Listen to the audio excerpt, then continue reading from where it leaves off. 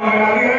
और मैं माननीय कमलनाथ जी की परमिशन से मैं अनुरोध करूंगा कि जो हमारे विधानसभा के प्रत्याशी हैं, माननीय सबसे अनुरोध करूंगा कि एक मैडम से अनुरोध करूंगा कि 6 के 6 जो प्रत्याशी हैं उनके साथ एक फोटोग्राफ हो जाए आपका। और हमारे साथ में परवीन धौलपुर जी जो प्रदेश प्रवक्ता है वाल्मीकि समाज की ओर से, आज महर्षि वाल्मीकि की जयंती पे माननीय श्रीमती प्रियंका गांधी जी को और कमलनाथ जी को आप उनका चित्र भेंट करेंगे। और के वर्मा जी जो वकील है वो आज के कार्यक्रम में आए हुए सभी सम्मानित कांग्रेस जनों का, जनता दमोह की जनता का तो कांग्रेस के समर्थन के लिए इस बारी विधानसभा में चारों के चारों प्रत्याशी कांग्रेस को जिताने के लिए आतुर है। उनसे निवेदन करूंगा कि यहाँ पे आके सभी का हार्दिक अभिनंदन करें और धन्यवाद करें।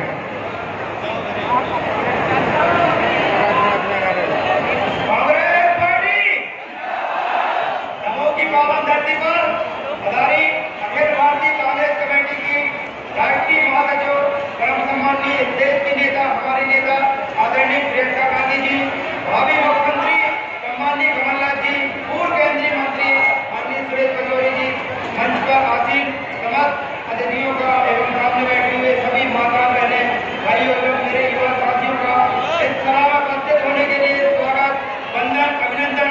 साथियों कहूंगा कि उनका हार्दिक अभिनंदन, ताली बजाकर उनका हार्दिक अभिनंदन करें। और साथ में मैं नारा लगाऊंगा तो आप प्रियंका गांधी, प्रियंका गांधी, प्रियंका गांधी। मैं माननीय प्रियंका गांधी जी से निवेदन करूंगा कि सबसे पहले वो हमारे आज वाल्मीकि जयंती है, उनके वाल्मीकि जी के चित्र के ऊपर पुष्पांजलि कर पुष्पांजलि करें। हमारे बीच में मध्य प्रदेश कांग्रेस कमेटी के अध्यक्ष और भावी मुख्यमंत्री कमलनाथ जी का भी हम हार्दिक अभिनंदन करते हैं। और साथ में मैं सबसे पहले मैं हमारे जो दमोह के विधायक हैं अजय टंडन जी से अनुरोध करूंगा कि वो समृद्धि चिन्ह देकर माननीय अखिल भारतीय कांग्रेस कमेटी की महामंत्री श्रीमती प्रियंका गांधी जी का स्वागत करें।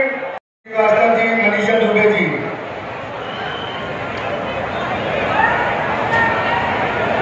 और हमारे दलित, मेरा सभी से अनुरोध है कि कृपा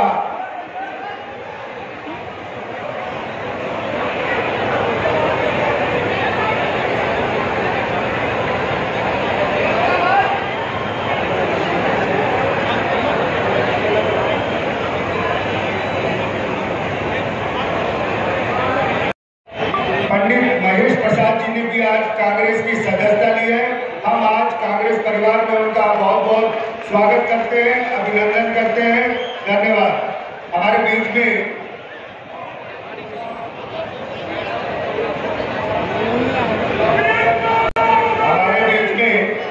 हाकम सिंह लोधी जी जो आज कांग्रेस ज्वाइन कर रहे हैं, पहले दमोह ग्रामीण मंडल अध्यक्ष भी रहे और साथ में जिला भाजपा के उपाध्यक्ष रहे, साथ में जिला अध्यक्ष लोधी क्षत्रिय समाज के भी जिला अध्यक्ष हैं। उनका भी हम बहुत बहुत कांग्रेस के परिवार में हार्दिक स्वागत करते हैं।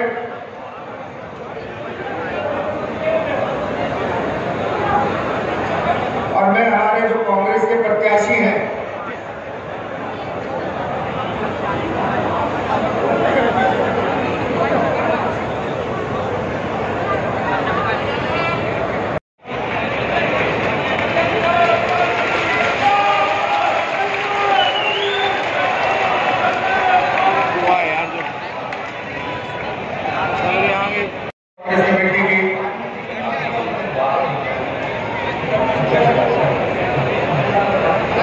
जिला प्रभारी सतीश जैन जी भी कांग्रेस प्रेसिडेंट का स्वागत करेंगे।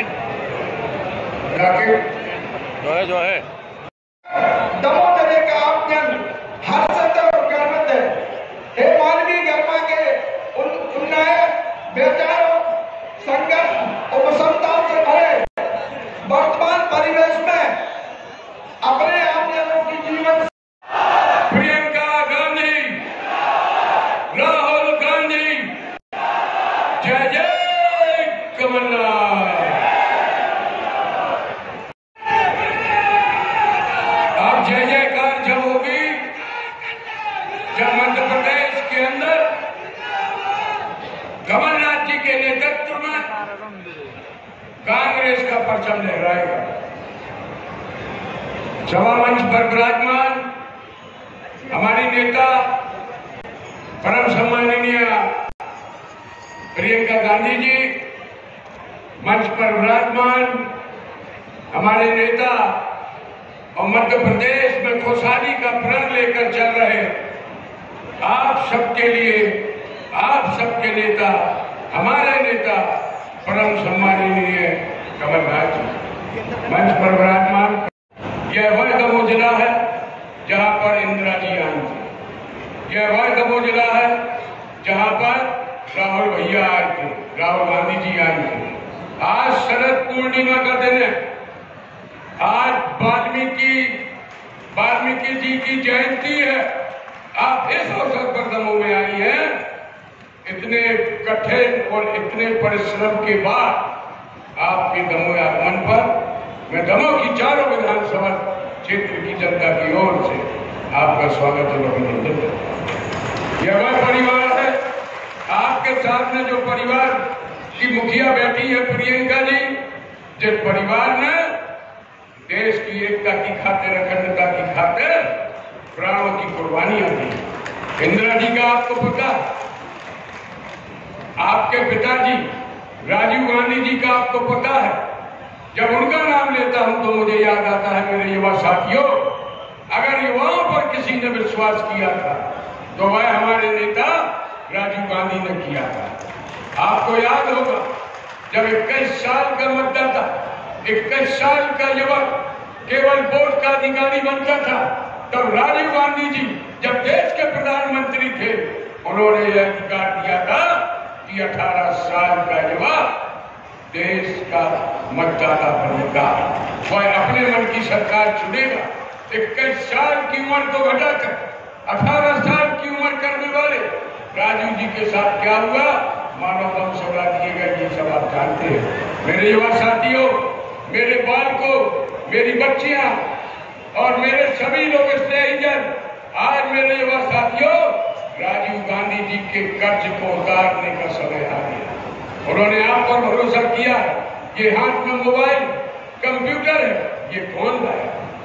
ये राजीव गांधी जी लाया। कमलनाथ जी के नेतृत्व में मध्य प्रदेश के अंदर सरकार बनी और मैंडेट आम जनता ने, गरीबों ने, सबने कमलनाथ जी को दिया। लेकिन बड़े बड़े लोग बिक गए, राजा महाराजा बिक गए, लेकिन गरीब नहीं बिका। उन्होंने अपने और वो राजा महाराजा बिके जो हमेशा अंग्रेजों के साथ मिले रहे। उन्होंने अपनी हमारी कांग्रेस की सरकार के साथ पीठ में छोड़ा भोंका है, उन सबसे अपन को निर्णय करना है। मैं अपनी बात करूं, कमलनाथ जी के नेतृत्व में मध्य प्रदेश में जो उन्होंने इसी मंच से घोषणा की थी, नाथ साहब ये वही जगह है, आप हमारे उपचुनाव में आए थे, ये वही मंच है जब आपने घोषणा की थी और उसके पहले घोषणा की थी जब 2018 में आपकी सरकार बनी थी कि हम वृद्धाओं की पेंशन 300 रुपए से बढ़ाकर 1000 रुपया करेंगे। आपने 300 रुपए से बढ़ाकर 600 रुपया पेंशन की और किसानों का कर्जा माफ, 2 लाख रुपए का कर्जा माफ। मुझे अच्छी तरह याद है, जनता दबाई, ये जनता भी वहां पर थी जिस दिन आपने मध्य प्रदेश में मुख्यमंत्री पद की शपथ ली थी। तो सबसे पहले नंबर अपने बंगले में बैठकर किसानों की कर्जा माफी पर आपने दस्तखत किए थे। उस समय राहुल गांधी जी भी आए थे आपको शपथ दिलाने के लिए। हमारे नेता कमलनाथ जी ने वादा किया था कि हम गरीब गुरुओं की लड़कियों के लिए 18,000 रुपए से बढ़ाकर 51,000 रुपया हम उनके करेंगे, और वह उन्होंने करके दिखाया। मैं ये कहना चाहता हूं कि नाथ साहब जो कहते हैं वही नाथ साहब करते हैं, और आप भरोसा रखें, आपका कर्जा उतारना।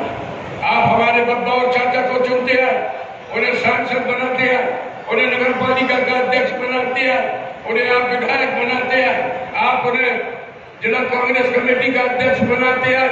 हमारा दमोह में कौन है? अगर संख्या गिनी जाए तो 20 और 21 से ज्यादा हमारी संख्या नहीं है। हमारे साथ आप लोग, हमारा आत्मविश्वास आप है, हमारा आत्मविश्वास, हमारा बल आप है। जिस प्रकार 2000 अभी उपचुनाव में जो उपचुनाव हुआ, कोरोना जैसी महामारी थी, आप सबने मिलकर हमें विधायक बनाया। आपका ईमानदार विधायक आपके बीच में है। मैंने जो वादे किए थे उनको पूरा करने का मैंने पूरा प्रयास किया। दमोह के साथ सौतेला व्यवहार किया।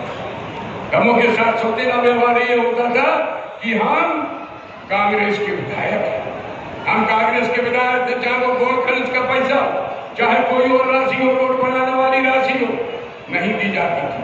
ये सौतेला व्यवहार भाजपा की सरकार ने केवल मेरे साथ नहीं किया, उन आम मतदाताओं के साथ में, उन आम दमोह के लोगों के साथ में उन्होंने सौतेला व्यवहार किया है, जिन्होंने मुझे वोट दी, जिन्होंने मुझे विधायक बनाया।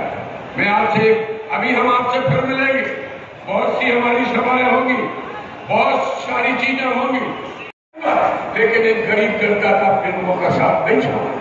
मैं किसी मंदिर मस्जिद की चौखट पर बैठकर भीख मांग लूंगा, लेकिन तुम्हारे साथ बेईमानी नहीं करूंगा। विश्वास आप चिंता मत करिए, आने दीजिए समय, आने दीजिए समय। हो गई है पीर परवस्ती, अब पिघलनी चाहिए और हिमालय से नहीं गंगा निकलनी चाहिए। आखिरी में अपनी बात को विराम देते हुए, ये प्यार, ये सत्कार, ये सब झुका दिया हमने, हंसते हुए चेहरों को दिल में बसा दिया। बहुत बहुत धन्यवाद प्रियंका जी की ओर से, कमलनाथ जी की ओर से, पचौरी जी की ओर से, मंच में बैठे हुए सभी लोगों की ओर से। आपने बढ़िया निर्णय लिया है और हाकम सिंह जी ने आज कांग्रेस की सदस्य करवाई। बहुत बहुत धन्यवाद, बहुत बहुत आभार। इसी प्रकार का प्यार उसने बनाए रखा। 15 महीने में किस प्रकार से प्रदेश का चौमुखी विकास किया, मैं माननीय कमलनाथ जी से अनुरोध करूंगा कि दमोह बुंदेलखंड वीरों की भूमि है। सबसे पहले मैं बुंदेलखंड की पावन भूमि को प्रणाम करता हूँ। जागेश्वरनाथ की पावन भूमि पर आकर मुझे खुशी है, उन्हें प्रणाम करता हूँ। रानी दुर्गावती को मैं प्रणाम करता हूँ। शरद पूर्णिमा की मैं आप सबको बहुत बहुत शुभकामनाएं देता हूँ और इस मंच से पूरे बुंदेलखंड की जनता जनार्दन को मैं प्रणाम करता हूँ। सबसे पहले मैं आपको धन्यवाद देना चाहता हूँ कि उपचुनाव में आपने कांग्रेस का साथ दिया था करीब 1.5 साल पहले। आपको धन्यवाद देना चाहता हूँ। उन परिस्थितियों में जहां पूरी कांग्रेस पार्टी मध्य प्रदेश की सरकार से लड़ रही थी, आपने कांग्रेस को विजय बनाया। मैं आपको बहुत बहुत धन्यवाद देना चाहता हूँ। राहुल गांधी जी बुंदेलखंड आए थे, मैं केंद्र सरकार में मंत्रिमंडल था। राहुल गांधी जी ने आदेश दिया कि बुंदेलखंड का पैकेज बनाया जाए। याद है आप सबको, बुंदेलखंड का 8,000 करोड़ रुपए का पैकेज राहुल गांधी जी ने कांग्रेस की सरकार के माध्यम से किया और ये बुंदेलखंड पैकेज का हुआ क्या? आप इतने लोग बैठे हैं, मैं तो आपसे पूछना चाहता हूं, ये बुंदेलखंड पैकेज का कोई बैठा है यहाँ जिसको लाभ हुआ? किसी को लाभ हुआ? किसी को लाभ नहीं हुआ। ये भ्रष्टाचार और घोटाला का केंद्र बन गया। भाजपा की आज पूरी उन्होंने पूरे प्रदेश को चौपट कर दिया, चौपट प्रदेश बना दिया। भारतीय जनता पार्टी ने चौपट कृषि व्यवस्था, चौपट रोजगार व्यवस्था, चौपट भर्ती व्यवस्था, स्वास्थ्य व्यवस्था, शिक्षा व्यवस्था, अर्थव्यवस्था, चौपट नदियां, चौपट कानून व्यवस्था आप सबके सामने। देखा जी, मैं आपसे एक बात कहना चाहता हूँ, आप जब मध्य प्रदेश आए हैं, ये मध्य प्रदेश नहीं है, ये भ्रष्टाचार प्रदेश है, ये घोटाला प्रदेश है। आप सब जहां बैठे हैं, मध्य प्रदेश का हर व्यक्ति या तो भ्रष्टाचार का शिकार है या इसका गवाह है। सही बात है ये? इतना भ्रष्टाचार, हर कदम पर भ्रष्टाचार। ये आज तस्वीर मध्य प्रदेश की आपके सामने, मैं नौजवानों की ओर देखता हूं। आज का नौजवान जिसकी अपनी सोच है, आज का भटकता हुआ नौजवान जो व्यवसाय का मौका ढूंढता है, नौजवान जो रोजगार का मौका ढूंढ रहा है, नौजवान जो कृषि परिवार से जुड़ा है, वो तो अच्छे कपड़े तभी पहन पाएगा, अच्छी पढ़ाई तभी कर पाएगा जब कृषि परिवार में मजबूती हो। ये नौजवान हमारे प्रदेश का निर्माण करेंगे भविष्य में, हमारे दमों का निर्माण करेंगे भविष्य में। कैसा निर्माण होगा मध्य प्रदेश का, जब हमारे नौजवानों का भविष्य ही अंधेरे में जाए। ये आज सबसे बड़ी चुनौती हमारे सामने है कि हम नौजवानों का भविष्य कैसे सुरक्षित रखें। पर सबसे पहले भारतीय जनता पार्टी के नेताओं को बेरोजगार बनाना है। उनके नेताओं को आप बेरोजगार बनाएंगे तो हम बेरोजगारी दूर करने के रास्ते में चलेंगे। 17 तारीख को चुनाव, हर चुनाव के अपने मायने होते हैं। जनपद का चुनाव होता है, जिला परिषद, नगर निकाय के चुनाव होते हैं। हर चुनाव का अपना मायने। 17 तारीख को जो चुनाव है, ये केवल एक उम्मीदवार का चुनाव नहीं है। 17 तारीख जो चुनाव है, ये केवल एक पार्टी का नहीं है। 17 तारीख जो चुनाव है, ये मध्य प्रदेश का भविष्य का चुनाव है। याद रखिएगा ये बात। मध्य प्रदेश कौन सी पटरी पर चलेगा, मध्य प्रदेश कौन सी पटरी पर चलेगा, ये आप सबके साथ। शिवराज सिंह जी 18 साल से भारतीय जनता पार्टी की सरकार है। प्रदेश की तस्वीर आप सबके सामने है। हर वर्ग परेशान है, भटकता हुआ नौजवान, दुखी किसान, छोटा व्यापारी। शिवराज सिंह जी घोषणा करते रहते हैं। ये घोषणा मशीन तो आजकल डबल स्पीड पर चलती है। झूठ की मशीन डबल स्पीड पर चल रही है। 22,000 घोषणाएं करी है शिवराज सिंह ने। और ये हमारे नौजवानों की आवाज भी सुन सकते, इनके कान नहीं चलते। हमारे किसान का आंसू उनको दिखता नहीं है, इनकी आंख नहीं चलती, आंख नहीं चलती, कान नहीं चलता, पर मुंह बहुत चलता है। मुंह चलाने में और सरकार चलाने में बहुत अंतर है। याद रखिएगा, कांग्रेस की सरकार 15 महीने आई, जिसमें से 2.5 महीने आचार संहिता और लोकसभा चुनाव में दिया। हमने 11.5 महीने में अपनी नीति और नियत का परिचय किया।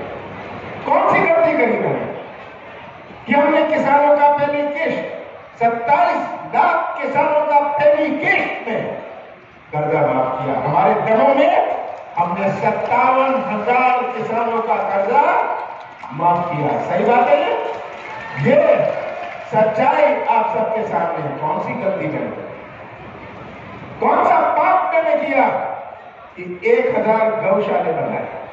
हमने 11.5 महीने में 1,000 गौशाले बनाए। कौन सा गुना मैंने किया कि 100 यूनिट 100 रुपए हमने बिजली दी, हमने शादियों के लिए पैसा दिया, हमने पेंशन बढ़ाई। कौन सा गुना, कौन सी गलती करी मैं तो मुख्यमंत्री था, मैं भी सौदा कर सकता था।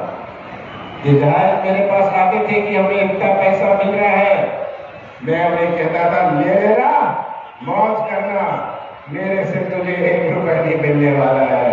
मैं सौदा करके कुर्सी पर नहीं बैठूंगा। मैंने सौदा नहीं किया और हमारी सरकार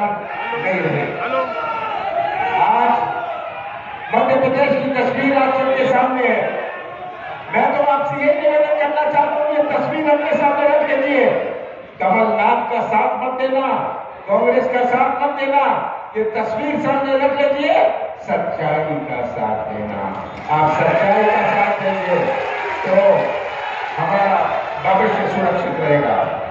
जो आप 17 तारीख को बटन दबाएंगे, ये बटन किसी उम्मीदवार का केंद्र नहीं होगा, ये बटन हमारे भविष्य का होगा।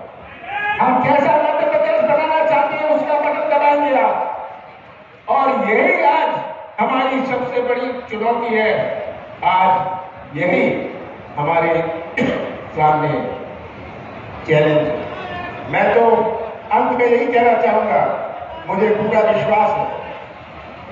विश्वास है कि 17 तारीख को आप सब मिलके हमारे दमोह, हमारे बुंदेलखंड और हमारे प्रदेश की रक्षा करेंगे, हमारे संविधान की रक्षा करेंगे, हमारे संस्कृति की रक्षा करेंगे, जो हमारे जोड़ने की संस्कृति है, दिल जोड़ने की, संबंध जोड़ने की, रिश्ता जोड़ने की, और हमारे आगे आने वाली पीढ़ियों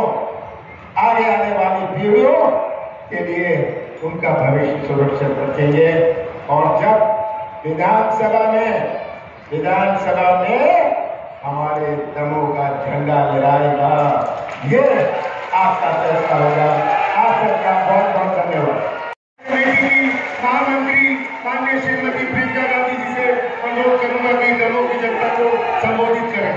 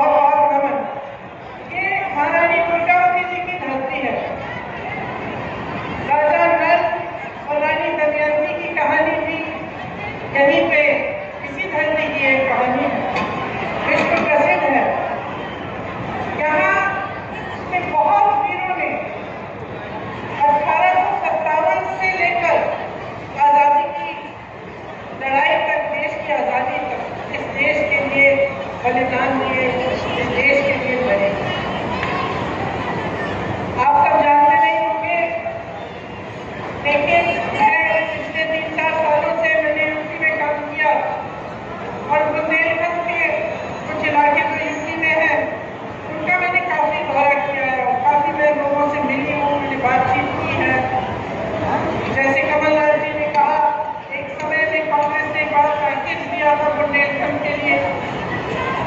आज परिस्थितियां कुछ अलग है, चुनाव का समय है। अब वादा होगी कि जो भी नेता आता है, जिस पार्टी का होता है, उस पार्टी के बारे में बात करता है और दूसरी पार्टी की आलोचना करता है। कभी कभी मुझे लगता है कि जो वो कह रहे हैं, जो हम कह रहे हैं, हम कहते हैं कि वो नष्ट है, वो कहते हैं हम नष्ट है, हम कहते हैं उन्होंने कुछ नहीं कहा, वो कहते करा, वो कहते हैं हमने कुछ नहीं करा। और इस तू मैंने के बीच आपको ये निर्णय लेना होता है कि आप किसका समर्थन करें। और ये तू मैंने कभी कभी दोनों तरफ में एक ही जाति लगने लगती है। मैं थोड़ा सा हटके आज आपसे कुछ बातें करना चाहती हूँ।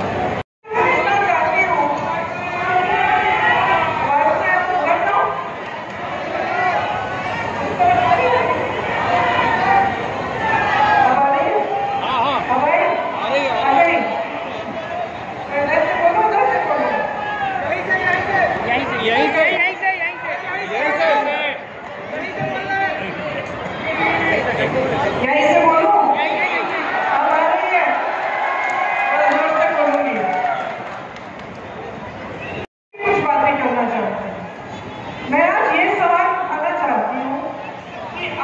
हैं, आप जनता हैं देश के, प्रदेश के, आपकी क्या उम्मीद है राजनीतिक दल से, नेताओं से, सरकार से? देखिए, एक जमाना था जब बड़े बड़े महापुरुष थे, जब हमारी उम्मीदें भी जो उनसे थी बहुत ऊंची थी। एक सादगी का जीवन, सभ्यता, एक दूसरे की विचारधारा के खिलाफ भी हो तो एक दूसरे से जब मिलते तो हम ये उम्मीद रखते थे कि आदरपूर्वक बात करेंगे, एक दूसरे की प्रति अच्छा व्यवहार रहेगा। हम ये उम्मीद रखते थे कि हमारा नेता, उसका जीवन बड़ा सादगी का जीवन होगा, देश सेवा में, प्रदेश की सेवा में, और करुणा भरा उसका जीवन होगा, उसका चरित्र होगा। लेकिन जैसे जैसे समय आगे बढ़ता चला गया तो हमारी उम्मीदें घटती चली गई। और आज जब मैं जनता से पूछती हूँ कि आपकी क्या उम्मीद है सरकार से, नेता से, तो लगभग एक ही जवाब आता है कि देखिए, हमारा जीवन मुश्किल का जीवन है, मुश्किलों से भरा हुआ है, संघर्ष से भरा हुआ है। तो हम जो न्यूनतम हमारी उम्मीद है अपने नेताओं से, अपनी जो राजनीतिक दल है, सरकारों से, कि इस संघर्ष के जीवन में हमारी थोड़ी बहुत सहायता हो जाए, हमें आगे बढ़ाएं। ये जो सड़कें हैं, पानी है, बिजली है, ये बन जाए, बिजली मिल जाए, महंगाई से थोड़ी राहत मिल जाए, रोजगार मिल जाए, हमारा भविष्य बन जाए। बाकी आप सब रात दिन मेहनत करते हैं, कोई खेती में करता है, कोई रोजगार करता है, यहाँ से पलायन बहुत है, लोग दूर दूर जाते हैं रोजगार ढूंढने के लिए, जो दूर जाते हैं अपने परिवारों को छोड़ के जाते हैं, दिन रात काम करते हैं, पैसे भेजते हैं घर, किस लिए? ताकि आपको भविष्य मजबूत बनाने में, आपके जीवन के निर्माण में वो आपके भागीदार, आपके साथ भागीदार हो और आपकी मदद करें। लेकिन परिस्थितियां कुछ अजीब सी बन गई हैं। पलायन बहुत है, और पलायन कब होता है? पलायन तब होता है जब अपने इलाके में, अपने जिले में, अपने प्रदेश में कम रोजगार मिलता है। कभी इंसान सोचता है कि भाई यहाँ मेरा कुछ बन नहीं रहा है, मैं शहर में जाकर कुछ काम करता हूँ, हो सकता है कि कुछ बन जाए। तो पलायन इसलिए हो रहा है क्योंकि रोजगार आपको मिल रही है, और रोजगार क्यों नहीं मिल रहे हैं? आपने कभी सोचा है कि 45 सालों में सबसे ज्यादा बेरोजगारी आज है हमारे देश। यहाँ मध्य प्रदेश की जो सरकार है, पिछले 21 रोजगार दिए हैं, 21 रोजगार। अगर इतनी बेहाल स्थिति नहीं होती तो हास्य स्थिति कि एक सरकार जिसके पास सत्ता है, और 18 सालों से सत्ता में है, वो मात्र 3 सालों में मात्र 21 रोजगार दे रहे हैं। आप पुलिस वाले हैं, ध्यान से मेरी बातों को सुन रहे हैं, कितनी सरकारी नौकरियां खाली पड़ी हैं, कितने पद खाली हैं। यहाँ मध्य प्रदेश में जो स्वास्थ्य की व्यवस्था है उसमें देखिए, तमाम डॉक्टरों के पद खाली हैं। नौजवान हैं पढ़े लिखे, ऐसे नौजवान हैं जिन्होंने काम किया है, जिनके माता पिताओं ने बचत करके उनको मुश्किल से पढ़ाया लिखाया, डिग्रियां हैं, भर्ती की प्रतीक्षा, भर्ती के लिए जो टेस्ट है वो भी किए हैं, लेकिन भर्ती नहीं होती। यूपी में मैं तो ऐसे लोगों से मिली हूँ जिन्होंने 6-6 बार एग्जाम दिया, क्योंकि घोटाले हो रहे हैं उसमें। तो एक तरफ से भर्ती भी नहीं होती, पद खाली है, उनको भरा नहीं जाता। जो रोजगार बनाने के माध्यम थे उनके बारे में आप थोड़ा सा सोचिए, रोजगार बनते कहाँ से? एक तो बड़ी बड़ी जो सरकारी PSU होते थे, BHAL, HAL, इस तरह की जो PSU थे, इनसे बहुत रोजगार बनते थे। पर सब चाहते भी थे कि लोग सरकारी किसी बड़ी संस्थानों में कि हमारी नौकरी हो जाए तो सुरक्षित, पूरा जीवन हम सुरक्षित रहेंगे, पेंशन भी अच्छा मिलेगा। आज स्थिति क्या है? जितने PSU थे, जितनी बड़ी बड़ी जो देश की संपत्ति थी, वो अपने बड़े बड़े उद्योगपति मित्रों को सौंप दिए हैं कौड़ियों के दाम पे। तो रोजगार कैसे बनेंगे उनमें से? नहीं बन सकते। अब छोटी दुकानें, छोटे उद्योग, जैसे मैंने यहाँ रास्ते में बहुत सारी देखी, तो मैं देख रही थी कि छोटी छोटी दुकानें हैं। आपने दुकानदारों के, इन छोटे उद्योग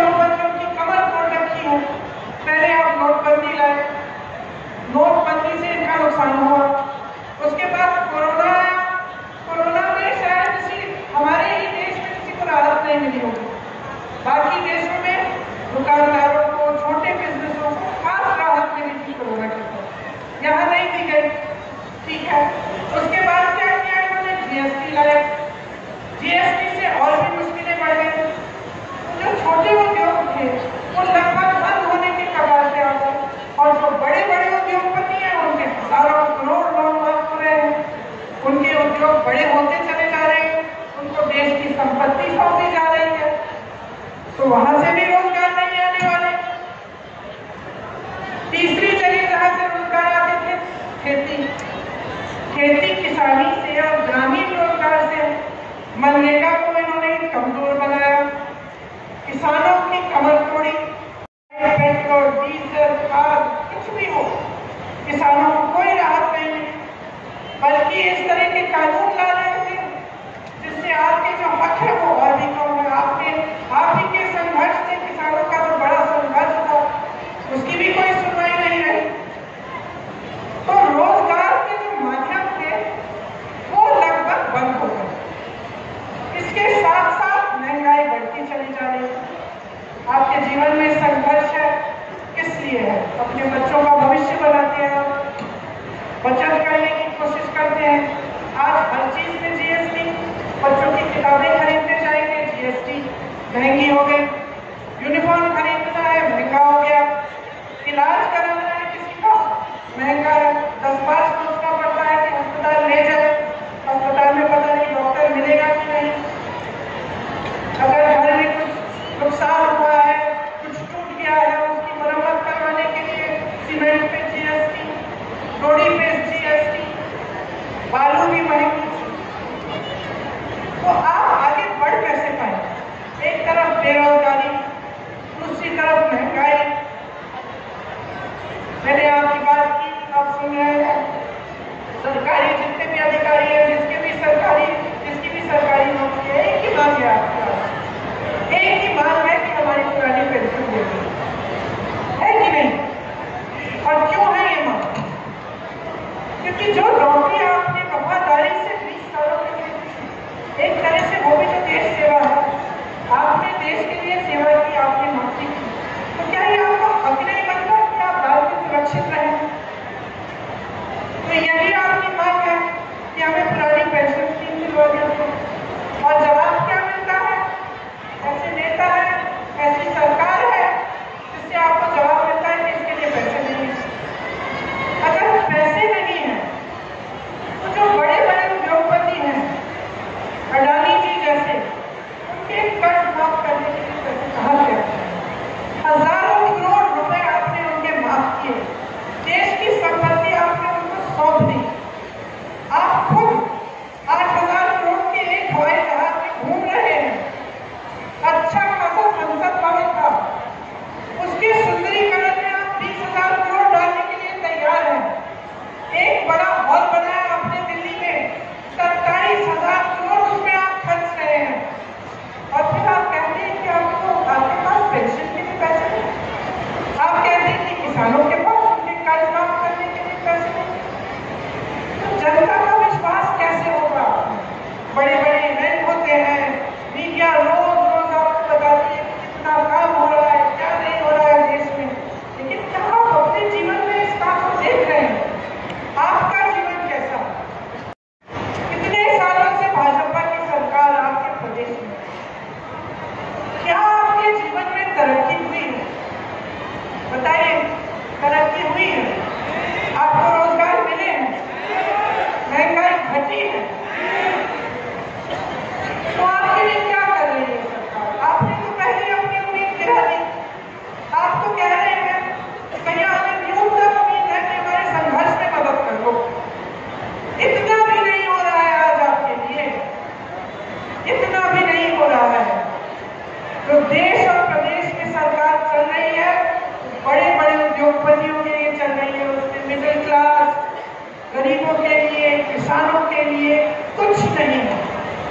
और जब हम ये चीजें उठाते हैं, जैसे जब हम आरक्षण की बात करते हैं, हम ओबीसी, एससी, एसटी के आरक्षण की बात हम करते हैं, क्या हम कहते हैं कि चलो जातिगत जनगणना करो? इसका मतलब क्या है? जाति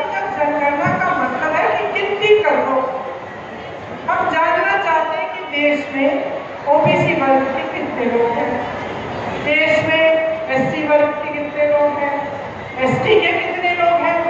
क्योंकि अगर सरकार जानेगी नहीं तो सही तरह से न्याय कैसे दे पाए।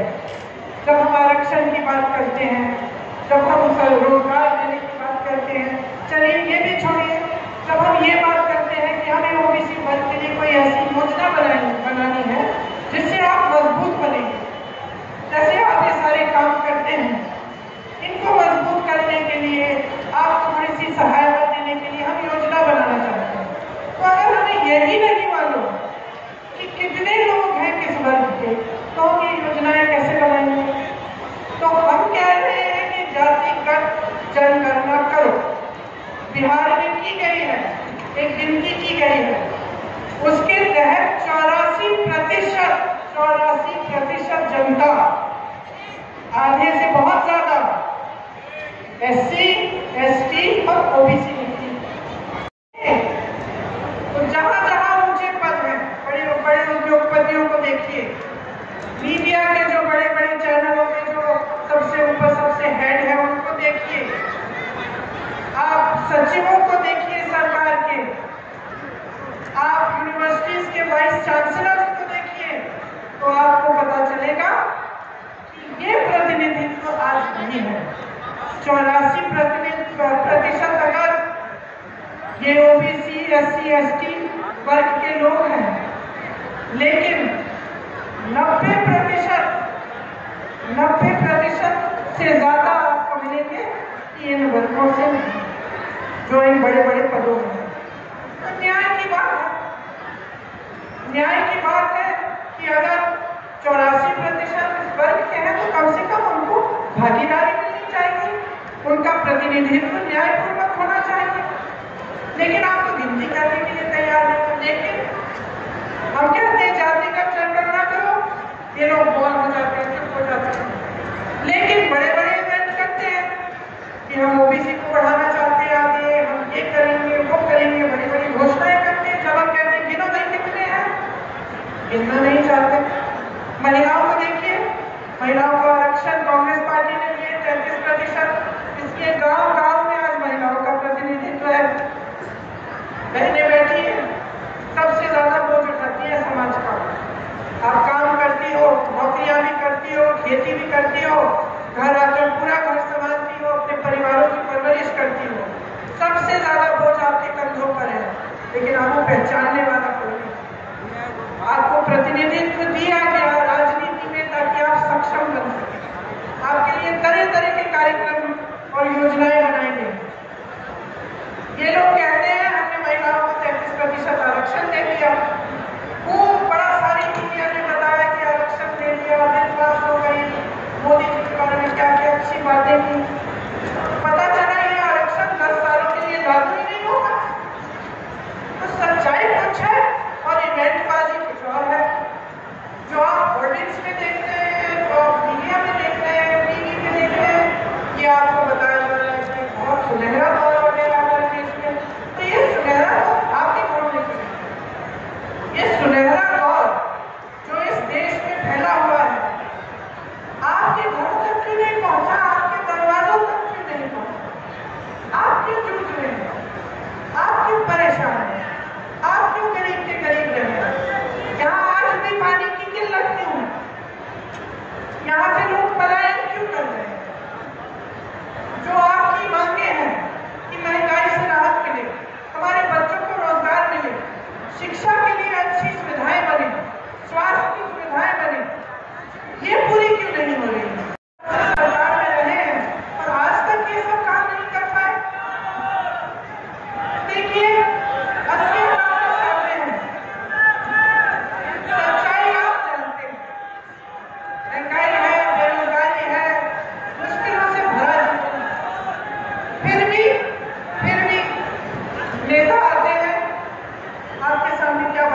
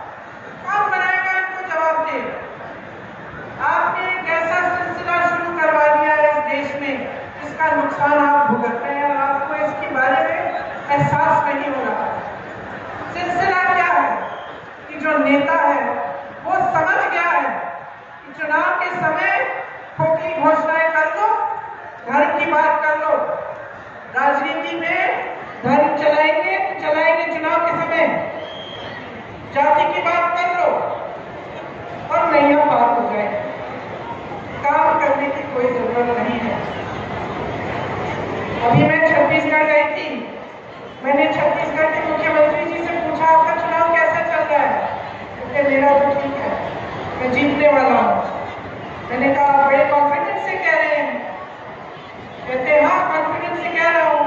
काम किया मैंने, जनता की संपत्ति जनता के जेब में डाली, मैंने ग्रामीण रोजगार बनाए हैं। उन्होंने कहा ग्रामीण रोजगार बढ़ाए हैं, छत्तीसगढ़ में खेती के बेरोजगार बढ़ रहे हैं, लोग किसानी में वापस आ रहे हैं। विश्व प्रसिद्ध बना दिया उन्होंने, जो इलाके पिछड़े थे, बड़े बड़े कारखाने वहां खुलवा दिए हैं। रोजगार में सबसे पहले, कर्ज माफी में सबसे पहले, क्योंकि कांग्रेस की और आज भी है। तो ये राजनीति है जिसमें मुख्यमंत्री दावे से कह सकता है मैं चुनाव जीतूंगा क्योंकि मैंने काम किया है, जनता के पैसे जवाब से जनता को दिए। और एक राजनीति ये है तो शर्मिंदा होकर आपके सामने आती है, काम की बात नहीं कर सकते। काम की बात नहीं कर सकते इसलिए धन की बात करते हैं, क्योंकि सोचते हैं कि धन की बात उठाएंगे, आपके जज्बात के साथ जुड़ जाएंगे और वोट मिल जाएगा। ये सिलसिला बंद करो। इससे आपका नुकसान हो रहा है, किसी बड़े नेता का नुकसान नहीं होता, किसी नई उद्योगपति का नुकसान नहीं होता। उनके तो बच्चे बाहर पढ़ते हैं सारे, उनको तो शिक्षा संस्थानों की जरूरत ही नहीं है, यहाँ सरकार बनाई नहीं रही है, उनको तो कभी भी रोजगार बन जाएंगे। नुकसान आपका हो रहा है क्योंकि आप जवाबदेह नहीं बना रहे हो नेता को। मैंने एक भाषण में यही शायद मध्य प्रदेश में किस्सा बताया कि मैं पिताजी के साथ अमेठी गई थी जब वो प्रधानमंत्री थे, और ऐसी डांट खाई उन्होंने गांव में कि हमने आपसे कहा था ये सड़क बनाओ, आज तक अभी तक बनी नहीं है, बनवा के दिखाओ, फिर आओ वापिस राजू भैया। प्यार करते थे बहुत उनसे, लेकिन जवाबदेही थी उनकी। जनता जागरूक थी, जनता कहती थी हमारा काम करो, नहीं तो प्यार देंगे, वोट नहीं देंगे हम, समझे आप? और आज इसका विपरीत सिलसिला चल रहा है। आज ये नौबत आ गई है कि कांग्रेस की सरकारें प्रदेशों में महंगाई राहत कैंप करवा रही है, क्योंकि केंद्र की सरकार ने इतनी महंगाई बढ़ा दी है। तो जब तक आप जागरूक नहीं बनेंगे और आप सवाल नहीं उठाएंगे और नेता को ये एहसास नहीं होगा कि अगर आपका काम नहीं कर रहा है तो फिर से मंच में नहीं लाओगे उसको, आप अपना वोट नहीं दोगे, तो कैसे बदलेगा ये देश? ठीक है, फिर पलायन करते रहिए, बीमार पड़ेंगे तो प्राइवेट में इलाज कराइए, किसी से लोन लेंगे, रोजगार आपको मिलेंगे नहीं। तो अगर आप अपनी परिस्थिति को ऐसा ही चाहते हैं तो ठीक है, इस राजनीति को चलने दीजिए, चल जाएगी, लंबे दौर तक चल जाएगी। क्योंकि अगर आप अपने जज्बात और धर्म को राजनीति से जोड़ के रखेंगे तब तो ये चलती चली जाएगी। मैं तो ऐसे घरों में गई हूँ गाँव में कि मैंने पूछा कि बिजली नहीं है, पानी नहीं है, टूटी में से कुछ निकल नहीं रहा है, आप मुझे कह रहे हो कि बच्चों को खाने का नहीं है, फिर भी आप कह रहे हो कि वोट आपका धर्म के आधार पर चलेगा। लेकिन ये विधायक जिसको आप वोट दे रहे हो, जो हर बार आके आपके सामने धर्म की बात करता है, इसने तो आपकी सर की बराबर भी नहीं किया, कुछ नहीं किया आपके लिए। तो कहते हैं कि हाँ सही कह रहे हो दीदी, अब मैं सोचूंगी। तो मैं यही कहने आई हूँ कि आप सोच लीजिए, 18 साल हो गए हैं, 5 साल सामने हैं, 5 सालों में बच्चे बड़े होने वाले हैं, स्कूल जाना है, यूनिवर्सिटी जाना है, जाना पड़ेगा, रोजगार चाहिए, भविष्य बनाना है। तो ये 5 साल बहुत ही महत्वपूर्ण है, हल्के में मत लीजिए। ये मत सोचिए कि चलिए एक और चुनाव है वहीं डाले देते हैं जहां पिछले 18 सालों से डालते हैं। गलत बात है, ये आपके भविष्य को बनाने वाला चुनाव है। आपके सामने कांग्रेस के जितने भी नेता हैं उन्होंने सारी जितनी भी गारंटीज है आपको बताई है। अब मैं कहती हूँ, मैं भी पढ़ के सुना दूंगी कौन सी है कि आप ये देखिए ना कि कांग्रेस के प्रदेशों में ये क्या जो गारंटी है ये लागू है कि नहीं। कर्नाटका में ओपीएस लागू है, राजस्थान में लागू है, छत्तीसगढ़ में लागू है, हिमाचल प्रदेश में लागू है, मिल रहा है आपको पेंशन। ये घबराहट नहीं हो रही है कि मेरे पैसे किस चीज में डाल दिए कि अगर कुछ गड़बड़ हो जाए तो मेरी सारी मेहनत, सालों की मेहनत खा देंगे। ये घबराहट नहीं है। इन प्रदेशों में महिलाओं को पैसे मिल रहे हैं चुनाव के पहले नहीं कि चुनाव 18 साल से सरकार चल रही है, चुनाव के 2 महीने पहले कह दिया लाडली स्कीम बना दी, तो फिर 18 सालों के लिए क्यों नहीं दिए ये पैसे? ये लाडली स्कीम आज क्यों लाए हो? और क्या समझ रखा है, क्या समझ रखा है महिलाओं को कि अकल नहीं है हमारी? क्या समझ रखा है कि हमें अब कुछ नहीं दोगे? यहाँ हर रोज 17 बलात्कार हो रहे हैं, हमें सुरक्षित नहीं रख पा रहे हो, हमें पढ़ाओगे लिखाओगे नहीं, हमें रोजगार नहीं दोगे, और चुनाव के 2 महीने पहले कह दोगे तो लाडली स्कीम ले लो, 1500 रुपए पकड़ो, वोट दो। क्या समझते हैं कि महिलाएं सोचेंगी नहीं, कि महिलाएं जागरूक नहीं है? मैं बताना चाहती हूँ इनको, सबसे जागरूक महिला होती है, सबसे जागरूक, क्योंकि महिला को मालूम है कि कितना संघर्ष है जीवन में। महिला अपने बच्चे के लिए कुछ भी कर लेगी, चाहे किसी भी घर की महिला हो, अपने बच्चों के लिए कुछ भी करेगी, मेहनत करेगी, कमर तोड़ मेहनत करेगी, जीत तोड़ मेहनत करके धूप में पूरे दिन खेती करेगी। इसीलिए वो जागरूक, इसीलिए वो समझती है कि ये घुसाने वाली स्कीम है, और वो देखेगी कि क्या कांग्रेस की सरकारों में ऐसी स्कीमें हैं महिलाओं के लिए? किसने आरक्षण वास्तव में दिया है? किसकी वजह से आज गांव में महिलाएं चुनाव लड़ पा रही हैं पंचायतों में? तो महिला जागरूक होती है, और मैं कह रही हूँ बहनों और भी जागरूक बनो। न्यूज़ ठीक है, सारी सुन लो, देख लो, लेकिन वोट जो है ना अपने भविष्य, अपने बच्चों के भविष्य के लिए डालो। और इसमें आपका कर्तव्य बनता है कि सोच समझ कर अपना विवेक का इस्तेमाल करो। देखो क्या क्या है ये गारंटी, कहाँ कहाँ ये लागू हो रही है। अब एक लिस्ट है, मैं आपको बता देती हूँ क्या क्या है। धान का समर्थन मूल्य आपको 2500 रुपए कह रही है कांग्रेस पार्टी देगी, ठीक है, हमने कह दिया, हम मन से चलेगा, हमने किया नहीं। आपकी क्या गारंटी है कि हम करेंगे? छत्तीसगढ़ में देखो